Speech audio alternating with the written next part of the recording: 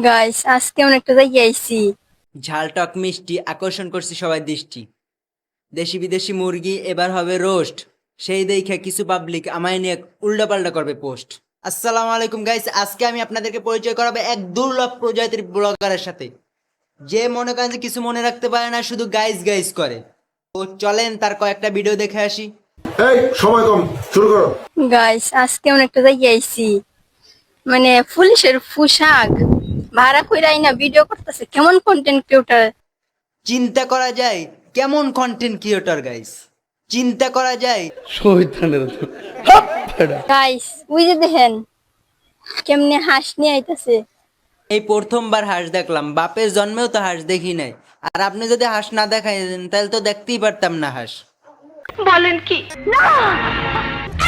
আমার ভাইও বোন আপনারা, আমি কিন্তু আপনাদের ছোট বোনের মতো। আমার ভিডিও দেখা মানে অনেক রকম ভালো ভালো কমেন্ট না কইরা আজে বাজে শুধু খালি কমেন্ট করেন। আচ্ছা গাইস, আপনারা পিছনে যা করছেন তো করছেন, এখন আমি কমেন্ট বক্স চেক করবো, উল্টা পাল্টা যেন কিছু না পাই। ভালো কমেন্ট করলাম, আপনি আমার বউয়ের মতো। এই যে গাইস দেখেন কচু গাছ, এই পানির মধ্যে কি কচু গাছ হয় নাকি? আমি তো জীবনে প্রথম দেখতেছি। কচু গাছ পানির ভিতরে হয় না, ওর ভুল হয়েছে, ওর পক্ষ থেকে আমারে ক্ষমা করে দেন। আবার এগুলো আমরা কি বেঁচে থাকি, আবার পানির মধ্যে হয় নাকি? আগে তো কোনো সময় দেখিনি যে পানির মধ্যে কচু গাছ হইছে। কচু গাছ তো হয় রাস্তার উপরে, তাই না? ওর ভুল হয়েছে, ওর পক্ষ থেকে আমারে ক্ষমা করে দেন। I can't speak.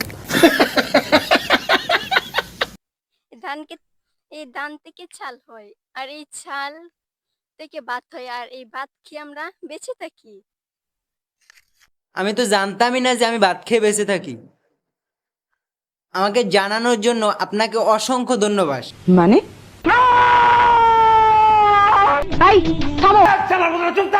ভিডিওটি কেমন হয়েছে অবশ্যই অবশ্যই কমেন্ট করে জানাবেন, আর একটি লাইক করে আমার চ্যানেলটি সাবস্ক্রাইব করে আমার ছোট্ট পরিবারের ফ্যামিলির সদস্য হয়ে যান।